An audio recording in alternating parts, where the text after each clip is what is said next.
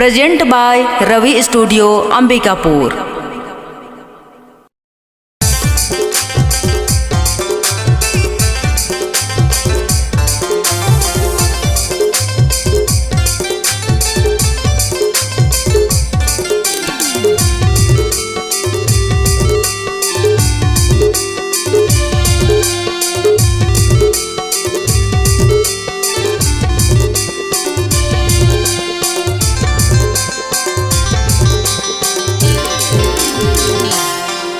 संग प्यार कर लेना रानी, प्यार कर लेना मोर संग प्यार कर लेना रानी, प्यार कर लेना।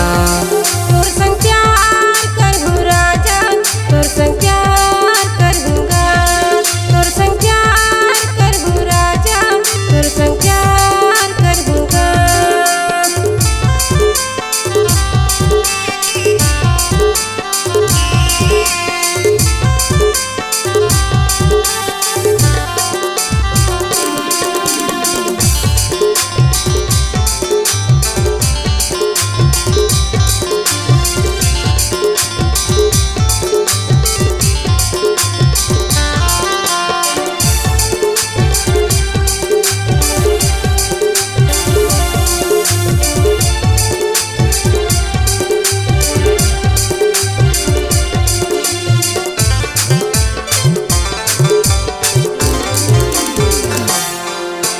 पहली नजर माता घायल करे, का जादू तो राखी मारे।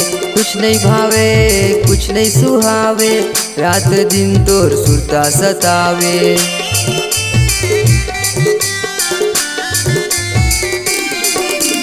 पहली नजर माता घायल होगे, का जादू राखी मारे। कुछ नहीं भावे कुछ नहीं सुहावे, रात दिन मोर सुरता सतावे। मोर संग प्यार कर लेना रानी, प्यार कर लेना मोर संग प्यार कर लेना रानी, प्यार कर लेना। तोर संग प्यार करहूँ राजा, तोर संग प्यार करहूँगा, तोर संग प्यार करहूँ राजा, तोर संग प्यार करहूँगा।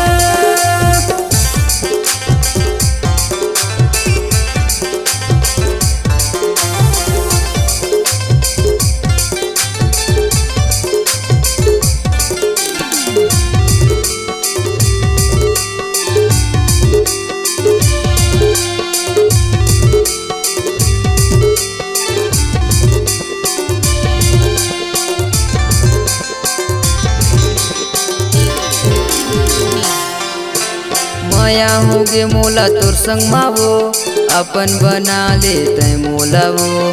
साथ निभा ले तय मोर संगी, जन्म जन्म ले निभा ले जिंदगी।